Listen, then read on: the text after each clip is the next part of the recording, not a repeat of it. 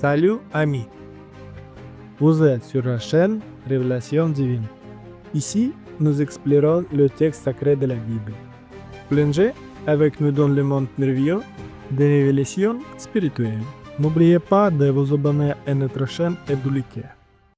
L'Épître aux Hébreux est un livre unique du Nouveau Testament, qui se distingue par son contenu théologique, sa profondeur et sa structure littéraire.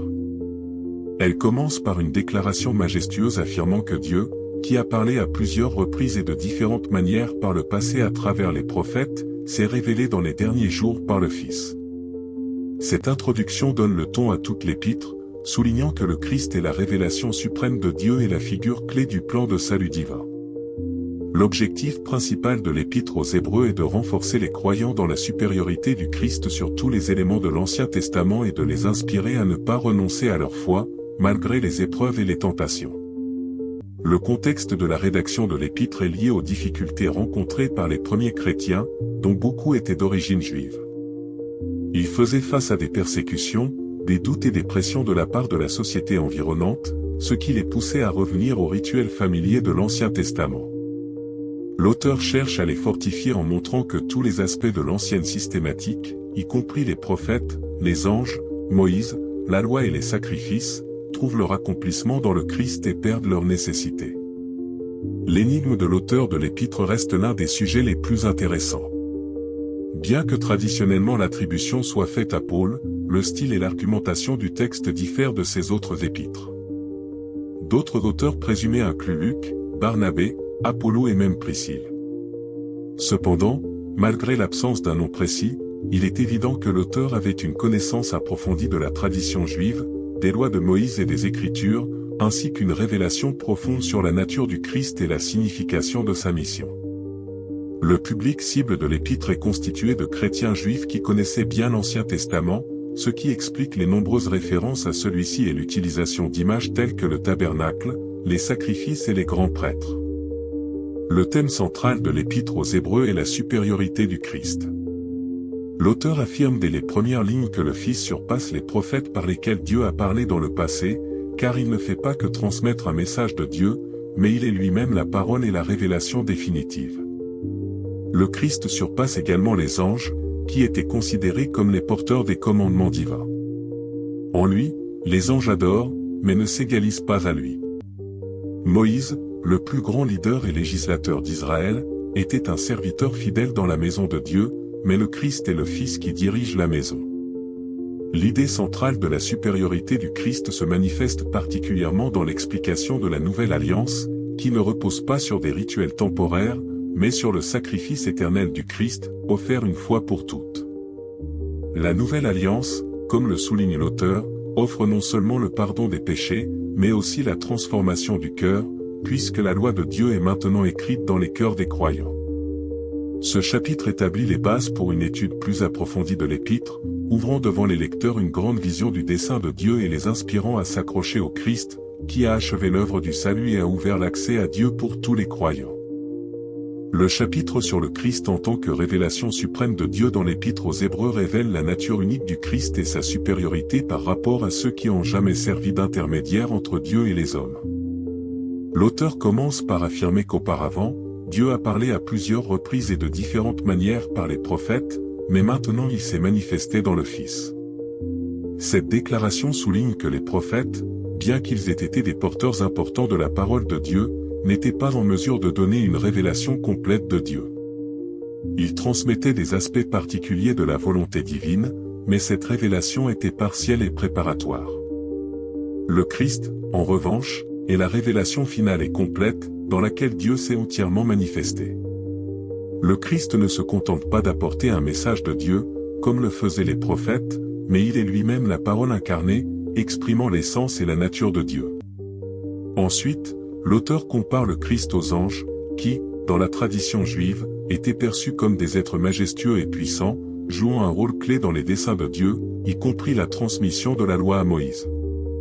Cependant, les anges n'étaient que des esprits ministériels, envoyés pour servir ceux qui doivent hériter du salut. Le Christ, quant à lui, est exalté au-dessus des anges, car c'est à lui que Dieu a dit, « Tu es mon Fils, je t'ai engendré aujourd'hui. » Cela souligne la position unique du Christ en tant que Fils de Dieu, ayant une nature divine, contrairement aux anges, qui demeurent des créatures. L'auteur souligne également que les anges adorent le Christ, mettant en avant sa supériorité et sa domination sur eux. L'auteur passe ensuite à la comparaison entre le Christ et Moïse, l'une des figures les plus vénérées de l'histoire d'Israël. Moïse était un serviteur fidèle dans la maison de Dieu, par lequel le peuple a reçu la loi et qui a conduit Israël vers la terre promise. Cependant, le Christ occupe une position bien plus élevée, car il n'est pas seulement un serviteur, mais le Fils, gouvernant cette maison. Moïse représentait un précurseur, pointant vers le Christ, qui a accompli tout ce que Moïse avait seulement anticipé. L'idée centrale du chapitre est que le Christ est le rayonnement de la gloire de Dieu et l'image exacte de sa nature. Cela signifie que, dans le Christ, nous ne voyons pas seulement le reflet de Dieu, mais Dieu lui-même. Il ne représente pas simplement Dieu, mais manifeste pleinement sa nature. La signification des mots « il est la parole faite chair » se révèle dans le fait que le Christ n'a pas seulement apporté un message de Dieu, mais est devenu le pont entre Dieu et l'humanité, incarnant la volonté et l'amour de Dieu dans sa vie, sa mort et sa résurrection. En lui, Dieu est devenu accessible, compréhensible et proche de chaque être humain. Le Christ ne se contente pas d'achever la révélation commencée par les prophètes, mais la dépasse, ouvrant une nouvelle époque où la présence de Dieu devient une réalité par la foi. Ainsi, le Christ, en tant que révélation suprême de Dieu, montre toute la plénitude de la gloire divine, accomplissant les anciennes promesses et ouvrant à l'humanité l'accès au Père. Chers amis, j'ai parié avec ma femme que j'aurais 1000 abonnés sur ma chaîne d'ici le nouvel an. Les résultats de ce pari détermineront si je pourrai aller à la pêche l'année prochaine. J'aime beaucoup la pêche. Aidez-moi à gagner ce pari. Merci.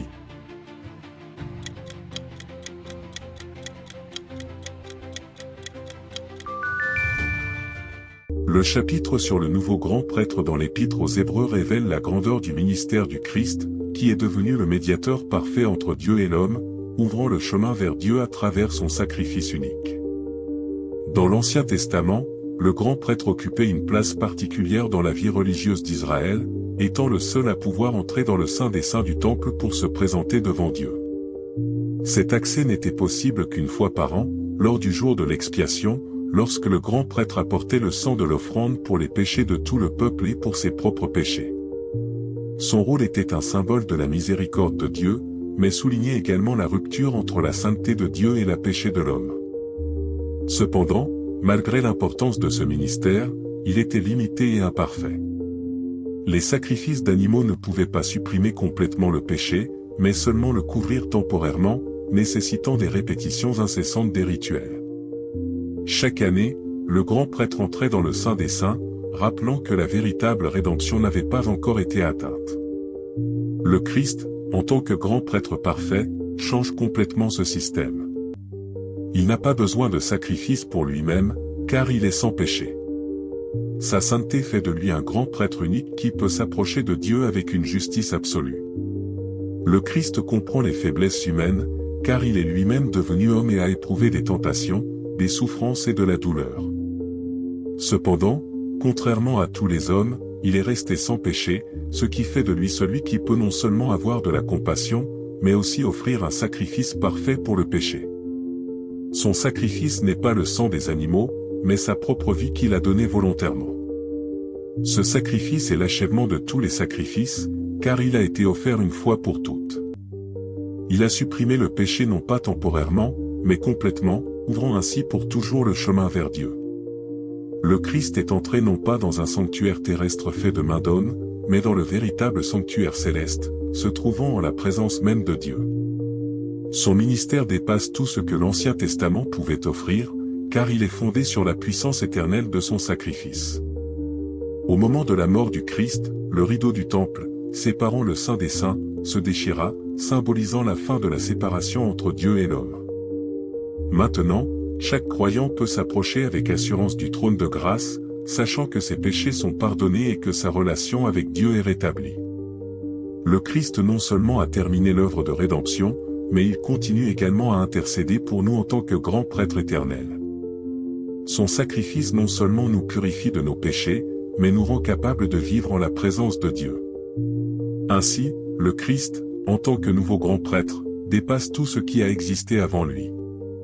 Son ministère apporte une rédemption complète, ouvre l'accès à Dieu et permet une nouvelle relation vivante avec lui, fondée sur la foi et non sur des rituels.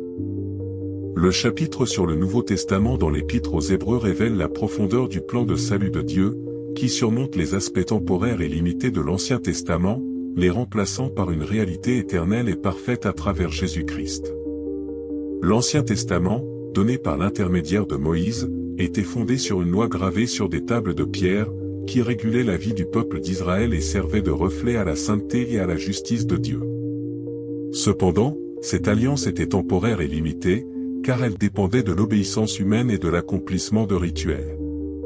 La loi indiquait le péché, mais n'avait pas le pouvoir de changer le cœur humain.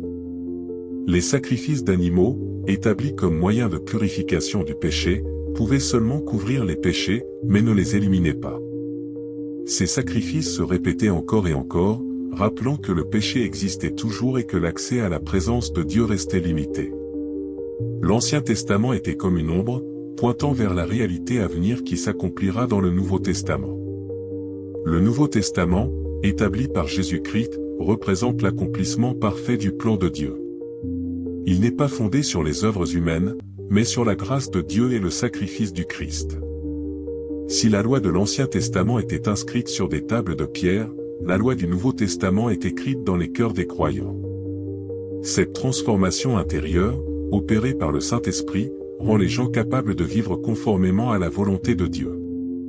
Le Nouveau Testament ne donne pas seulement le pardon, mais change la nature même de l'homme, le rendant nouvelle création. L'élément central du Nouveau Testament est le sang de Jésus, qui est le seul moyen parfait et suffisant de rédemption.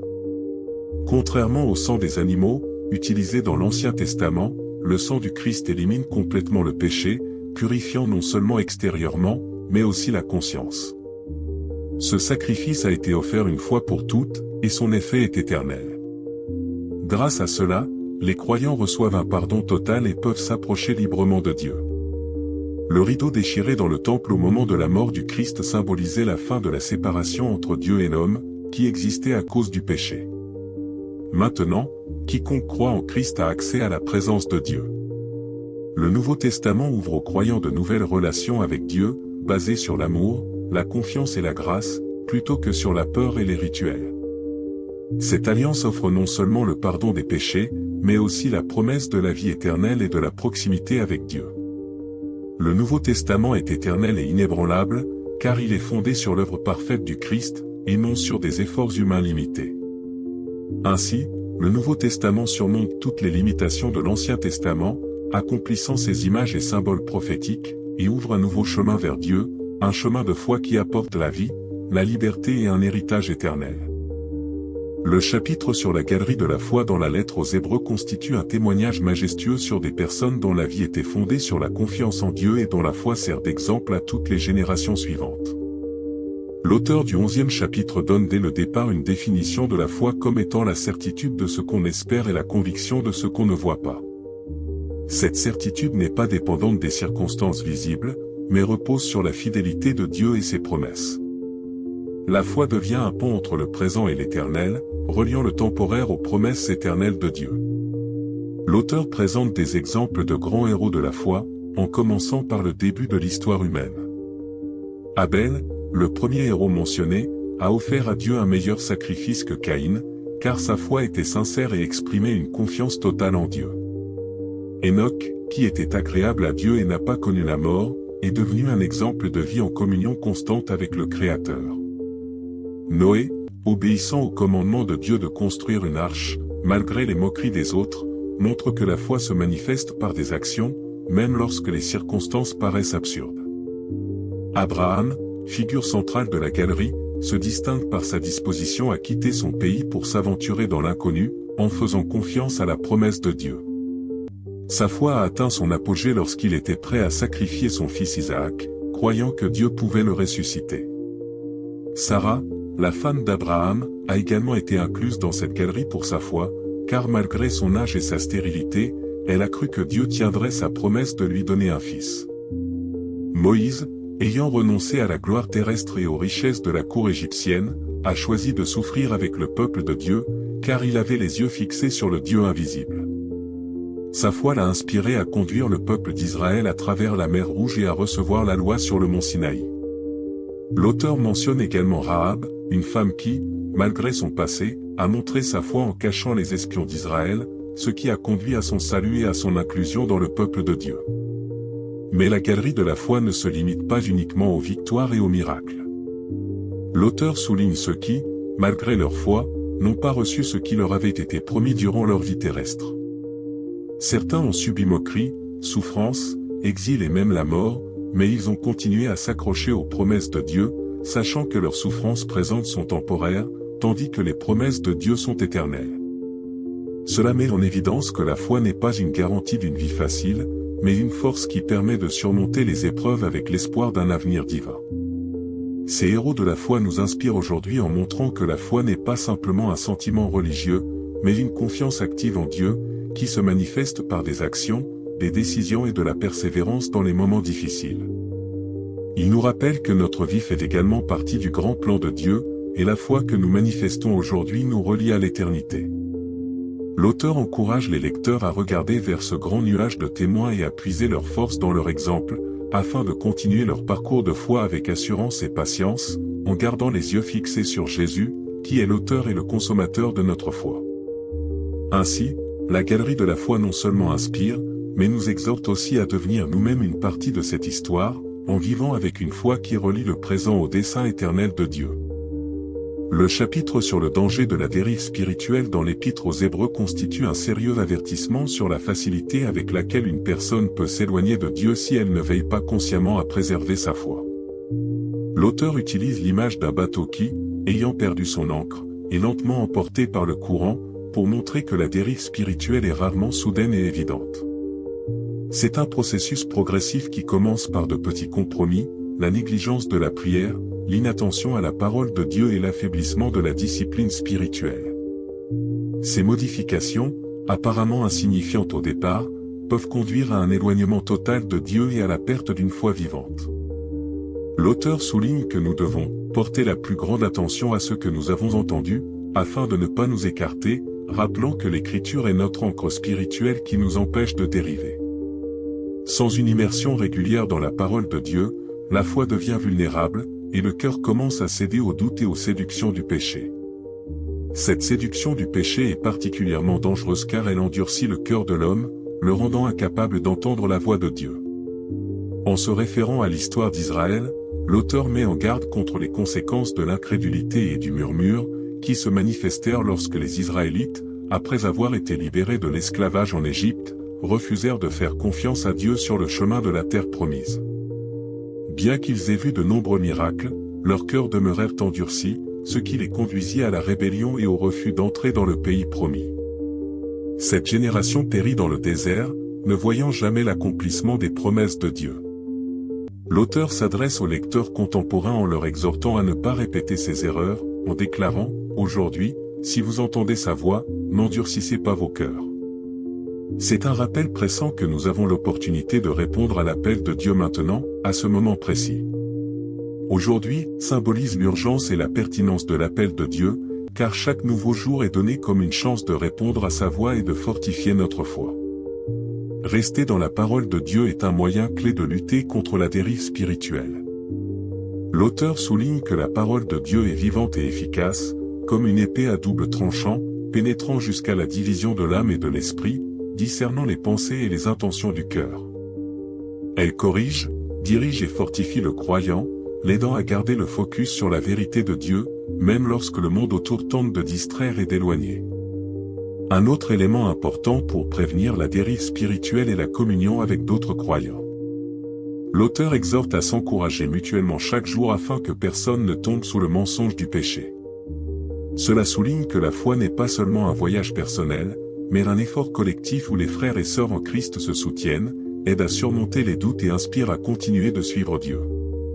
La foi exige non seulement un renouvellement régulier, mais aussi de la persévérance. L'auteur rappelle que le salut donné par le Christ a une grande valeur et que l'ignorer ou le mépriser n'est pas simplement une erreur, mais une tragédie. Comment échapperons-nous si nous négligeons un si grand salut? Pose-t-il une question rhétorique, appelant chaque lecteur à réfléchir à sa responsabilité de garder et de développer sa foi. Ainsi, ce chapitre devient un puissant rappel de la nécessité d'être attentif à son état spirituel, de demeurer dans l'Écriture, de soutenir la foi par la communion avec d'autres chrétiens et de répondre chaque jour à la voix de Dieu tant qu'il est encore dit aujourd'hui. C'est un appel non seulement à éviter la dérive, mais aussi à aspirer à une foi profonde, vivante et durable qui nous relie à Dieu et nous dirige vers son royaume éternel. Le chapitre sur la réalité céleste dans l'Épître aux Hébreux révèle une étonnante révélation sur la manière dont le tabernacle terrestre, établi par Dieu à travers Moïse, n'était qu'une ombre, un symbole de la grande réalité céleste qui s'est réalisée dans le ministère de Jésus-Christ. Le tabernacle de l'Ancien Testament était le lieu de la présence de Dieu parmi le peuple d'Israël, mais l'accès à cette présence était strictement limité. Seul le grand prêtre pouvait entrer dans le Saint des Saints, et ce, uniquement une fois par an, au jour de l'expiation, pour apporter le sang de l'offrande pour ses péchés et pour ceux du peuple. Ce rituel montrait que le péché crée un obstacle entre l'homme et Dieu, et que la réconciliation n'est possible que par le sang. Cependant, tout ce système était temporaire et imparfait, car le sang des animaux ne pouvait que couvrir les péchés, sans les éliminer totalement. L'auteur de l'Épître aux Hébreux souligne que le tabernacle et ses rituels n'étaient qu'une préfiguration du sanctuaire céleste dans lequel le Christ est entré. Il n'a pas apporté le sang des animaux, comme le faisaient les grands prêtres, mais a offert son propre sang, accomplissant ainsi un sacrifice unique et parfait.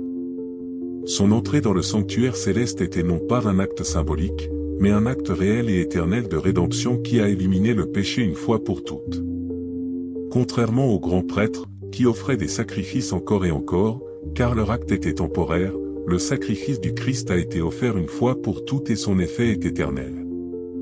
Le Christ n'est pas entré dans un sanctuaire terrestre, fait de main d'homme, mais dans la présence même de Dieu, pour plaider en notre faveur. Son ministère en tant que grand prêtre surpasse tout ce que le système de l'Ancien Testament offrait, car il est fondé sur sa vie sans péché, sa nature divine et sa volonté de donner sa vie pour la rédemption du monde. Le voile déchiré dans le temple au moment de la mort du Christ symbolise la fin de la séparation entre Dieu et l'homme. Le voile qui séparait le Saint des Saints du reste du temple était un rappel physique que le péché rend l'homme indigne de se tenir devant le Dieu saint. Mais le sacrifice du Christ a éliminé cet obstacle, ouvrant le chemin vers Dieu pour tous ceux qui croient en lui. Désormais, chaque croyant a un accès libre à la présence de Dieu, et cet accès n'est plus limité par des rituels, des lois ou l'intercession de prêtres humains. Cela marque une nouvelle ère dans la relation entre Dieu et l'homme, fondée sur la grâce et non sur les œuvres. Le Christ n'a pas seulement ouvert la voie vers Dieu, mais continue de plaider en notre faveur en tant que notre grand prêtre éternel. Son ministère ne s'arrête pas au sacrifice, mais se poursuit dans le sanctuaire céleste, où il nous représente devant le Père. Cela donne aux croyants l'assurance de leur salut, car leur réconciliation avec Dieu ne dépend pas de leurs propres efforts, mais repose sur l'œuvre accomplie du Christ. Ainsi, la réalité céleste décrite dans l'Épître aux Hébreux souligne que le Christ a accompli tout ce que symbolisait le tabernacle terrestre. Son sacrifice et son ministère ont ouvert une nouvelle voie vers Dieu, une voie accessible à chaque croyant et qui apporte une rédemption complète, le pardon et la possibilité de vivre dans la présence de Dieu sans crainte ni condamnation. Ce n'est pas simplement une vérité théologique, mais un appel à vivre avec assurance et gratitude pour ce que le Christ a accompli pour nous dans le sanctuaire céleste. Le chapitre sur la force du sang de Jésus dans l'Épître aux Hébreux révèle la signification unique du sacrifice du Christ, qui a achevé et surpassé tout le système de sacrifice de l'Ancien Testament. L'auteur commence par rappeler comment fonctionnaient les sacrifices dans l'ancienne configuration. Selon la loi, le sang des animaux était offert en sacrifice pour les péchés du peuple. Ces rituels étaient pratiqués régulièrement, des sacrifices quotidiens, le jour de l'expiation annuelle, lorsque le souverain sacrificateur entrait dans le Saint des Saints pour se présenter devant Dieu avec du sang pour ses péchés et ceux du peuple. Ce système avait été établi par Dieu comme une mesure temporaire pour montrer aux gens la gravité du péché et la nécessité de l'expiation. Cependant, les sacrifices animaux étaient limités. Leur sang ne pouvait que couvrir les péchés, sans les éliminer complètement. Il ne pouvait pas purifier la conscience de l'homme ni changer sa nature intérieure. La répétition constante des sacrifices était un rappel que le péché continuait d'exister et que l'expiation définitive n'avait pas encore été atteinte. Ces sacrifices étaient l'ombre d'une réalité future qui devait se réaliser en Christ. Christ, en tant que parfait agneau de Dieu, s'est offert en sacrifice une fois pour toutes, et ce sacrifice est devenu le moyen unique et définitif de purification du péché. Contrairement aux animaux, qui n'avaient pas le choix, Christ a donné sa vie volontairement, manifestant un amour suprême et une obéissance au Père. Son sacrifice était unique, parce qu'il était sans péché, ce qui rendait son sang parfait et capable d'expiation pour le monde entier. Ce sacrifice a éliminé non seulement les manifestations extérieures du péché, mais aussi la culpabilité intérieure, purifiant la conscience des croyants. La purification de la conscience, dont parle l'auteur, a une signification profonde. Elle libère l'homme du sentiment de culpabilité et de la peur du jugement, lui donnant confiance en le pardon et la réconciliation de Dieu. Le sang du Christ ne fait pas que couvrir les péchés, il les élimine complètement, détruisant la barrière qui séparait l'homme de Dieu. Grâce à ce sacrifice, chaque croyant obtient un nouvel accès à Dieu. Le voile déchiré dans le temple au moment de la mort du Christ symbolisait la fin de la séparation entre Dieu et l'homme. Maintenant, l'accès à la présence de Dieu est ouvert à tous ceux qui croient en Christ. Cet accès n'est plus limité par le temple, les lois ou l'intercession des prêtres. Les croyants peuvent s'approcher avec hardiesse du trône de la grâce, sachant que leurs péchés sont entièrement pardonnés. Le sacrifice du Christ surpasse également les sacrifices de l'Ancien Testament en ce sens que son effet est éternel. Si les sacrifices animaux nécessitaient une répétition constante, le sacrifice du Christ a été offert une fois et il est suffisant pour toujours. Cela donne aux croyants une pleine confiance en leur salut et les libère de la nécessité d'essayer de gagner la grâce de Dieu par leurs œuvres. Le sang du Christ ouvre non seulement l'accès à Dieu, mais apporte aussi une transformation intérieure. Il change la nature humaine, rendant les croyants capables de vivre une vie sainte et de suivre la volonté de Dieu. Ainsi, la force du sang de Jésus réside non seulement dans son pouvoir pour éliminer le péché, mais aussi dans sa capacité à ouvrir la voie à une nouvelle vie, fondée sur l'amour, la confiance et la proximité avec Dieu. Ce sacrifice a achevé tout ce que le système de l'Ancien Testament symbolisait et est devenu le fondement de la Nouvelle Alliance, qui apporte pardon, purification et réconciliation éternelle avec Dieu. Le chapitre sur le repos de Dieu dans l'Épître aux Hébreux révèle une vérité importante. Le repos que Dieu offre n'est pas seulement un repos physique, mais un état spirituel profond, accessible à chaque croyant par la foi et la confiance. L'auteur commence par rappeler la signification du repos comme symbole de la promesse divine. Dans l'Ancien Testament, le repos était présenté comme la terre promise, que Dieu avait promise au peuple d'Israël. Cette terre devait devenir un lieu où le peuple d'Israël trouverait la paix face à ses ennemis, à l'esclavage et aux errances dans le désert. Cependant, le chemin vers ce repos s'est avéré difficile, et les Israélites n'ont pas pu y entrer à cause de leur incrédulité. L'auteur décrit en détail les événements qui se sont produits dans le désert, lorsque les Israélites, après avoir vu les merveilles de Dieu, ont néanmoins refusé de lui faire confiance. Bien que Dieu les ait libérés de l'esclavage égyptien, qu'il ait séparé la mer Rouge devant eux et qu'il leur ait donné de la manne du ciel, leur cœur restait endurci.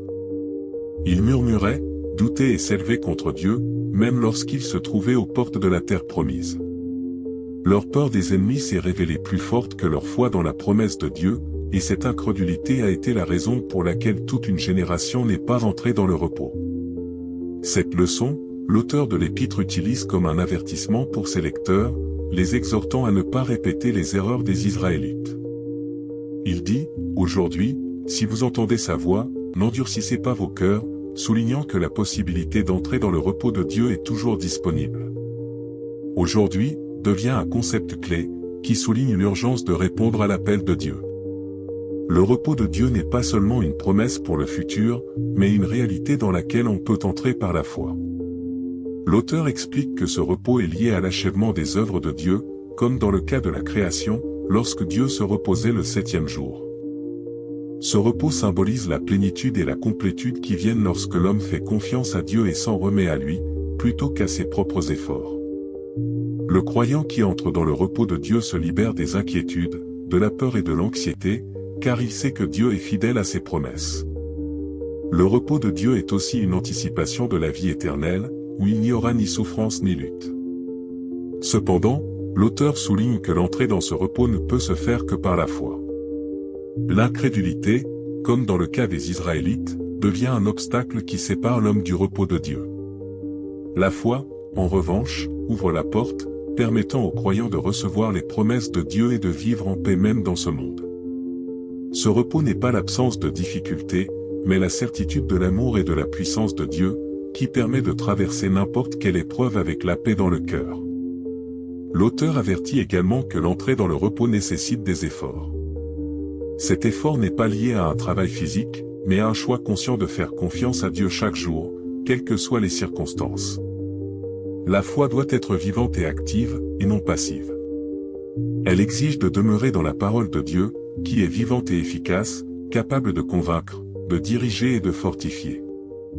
La parole de Dieu devient pour le croyant une ancre qui le maintient dans la vérité et l'aide à éviter les doutes et la dérive spirituelle. Ainsi, le repos de Dieu est non seulement un symbole de confiance et de foi, mais aussi un état réel de l'âme, accessible à chaque croyant qui est prêt à se fier à Dieu et à le suivre.